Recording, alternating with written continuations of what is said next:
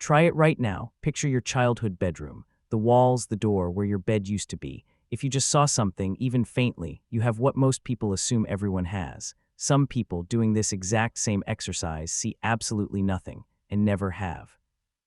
Science almost missed this entirely for well over a century.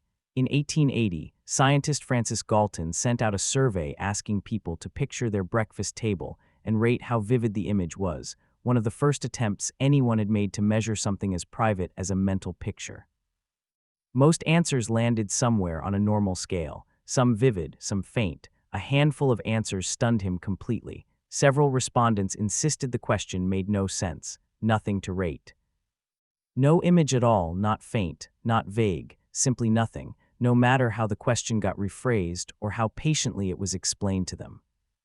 Some of Galton's own scientific colleagues, respected for their intellect and rigor, were among those who saw nothing whatsoever, no matter how many times they attempted the exercise. Galton documented it, noted how bizarre it seemed, how confidently his colleagues insisted there was nothing there. Then the findings sat forgotten for well over a century, filed away as a strange footnote instead of a real, distinct trait worth naming. It took until 2015 to get an actual name. Neurologist Adam Zeman, at the University of Exeter, had been closely studying a patient known in his research as MX. A man with a completely ordinary visual imagination his entire life, working as an engineer with no history of any cognitive difficulty whatsoever, until a minor medical procedure left him permanently unable to picture anything at all. MX could still recall facts about people and places perfectly. He simply couldn't generate an image of any of it, no matter how familiar the person or place once was, or how hard he tried to summon one.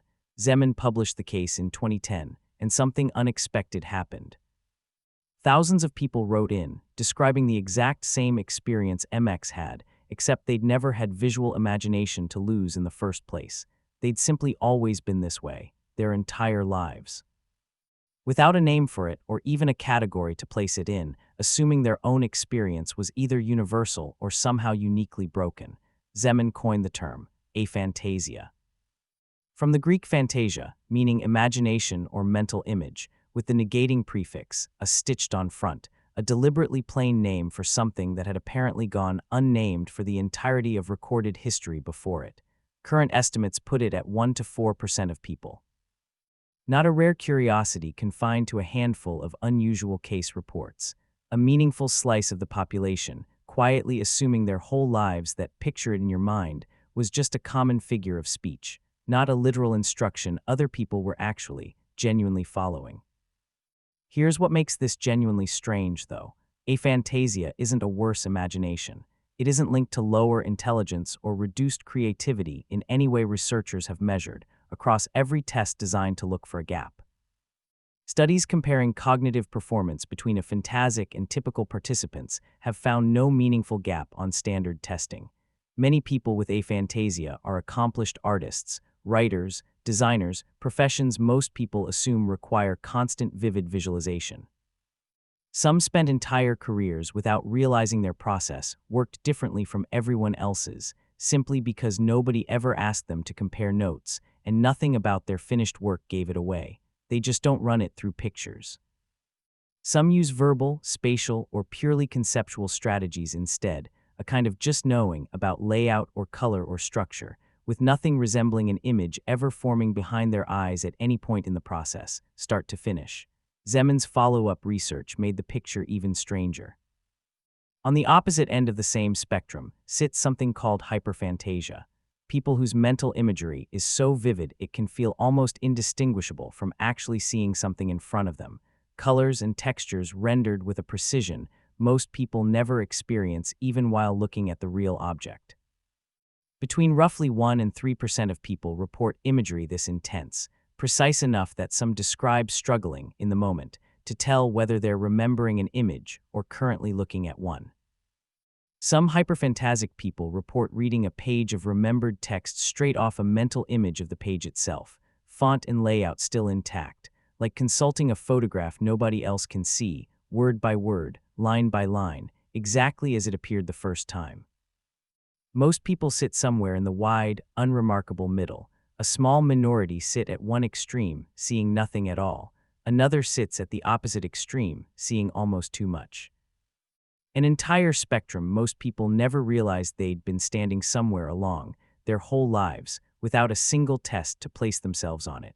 So if aphantasia genuinely means no mental pictures at all, how does the rest of thinking even work without them? Researchers found that a phantasic memory and reasoning stay largely intact, just rerouted through an entirely different channel. People with aphantasia can still describe a childhood bedroom in accurate, specific detail, layout, colors, exactly where the bed sat against the wall, sometimes down to details a typical visualizer would have long since forgotten. They retrieve it as facts and spatial knowledge instead, the way you might recall a phone number without ever visualizing the individual digits. The information is there. The image just never renders. This gets measurable in genuinely clever ways. In one line of research, participants read short, frightening passages, vivid enough to trigger an imagined scene in most readers, the kind of writing built around sensory detail and threat. Researchers tracked physiological arousal the entire time, skin conductance, a standard marker of the body's stress response, measured continuously as the words went by. People without aphantasia showed a clear spike. Bodies reacting almost as if the scene were actually happening, sweat glands responding to something built entirely out of language. People with aphantasia showed almost nothing. Same words, same scary scenario. Completely different bodily response, because for one group, the scene never got rendered into anything the body needed to react to. The words stayed words. They never became a scene. Nothing arrived for the body to react to at all. Brain imaging adds one more layer. Studies comparing aphantasic and typical brains found the visual cortex itself, the region that actually processes images, is structurally intact and functional in people with aphantasia, responding normally when they look at real images with their eyes open, no difference detectable there at all. What differs is the connectivity between that region and the brain's frontal control areas, the parts responsible for voluntarily directing attention and generating mental content on command.